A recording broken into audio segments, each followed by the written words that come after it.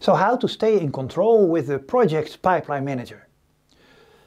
And the trouble with projects is when you can't see them, you can't control them. And you can't see them because they only exist in our mind. That is where most of the work is. On this video I show a situation you probably recognize and many organizations across the world struggle with and waste lots of capacity on. My name is Jan van Egmond. I'm Project Management Hacker. Managing a pipeline without seeing projects is like a traffic controller without seeing cars.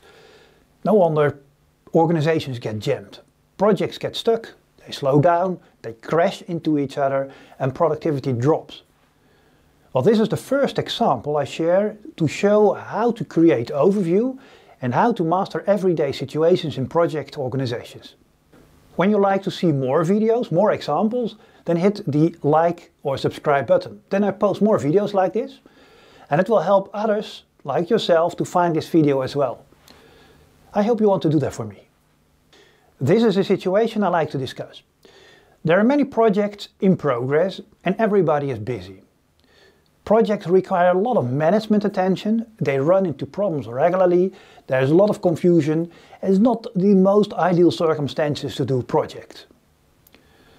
But without overview it is almost impossible to see what exactly is going on and what is the best for the company to do.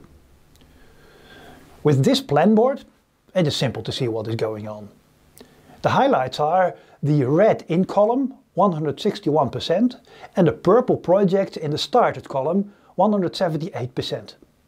First, the red column. This is about projects in the bottleneck. That is the most narrow part of the pipeline that squeezes the flow. The workload is 161% and obvious that is overloaded. That is why it is red. To alert, because the productivity of the bottleneck is dropping. And less projects get completed. And this is exactly how many project organizations across the world waste a lot of their capacity. But when you can't see it, you can't do anything about it.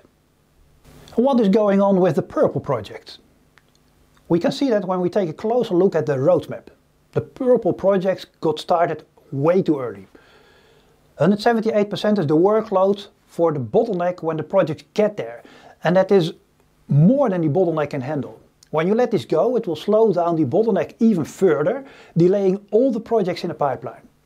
Well, luckily we can do something very simple about it. The first action is for the bottleneck, for the red column. Focus on less projects. Let the projects wait in the waiting queue till the bottleneck has time for it. Then the bottleneck will work faster through the pile of work, speeding up the pipeline. The second measure is for the purple projects. Let them wait in the backlog to prevent that the pipeline gets jammed and the bottleneck gets overloaded later on. Another common situation is when projects jam somewhere else than in the bottleneck and the bottleneck runs empty. Then it is wasting capacity waiting for work. Well, how that is possible, why that is a problem and what to do about it is the next video about. My name is Jan van Egmond.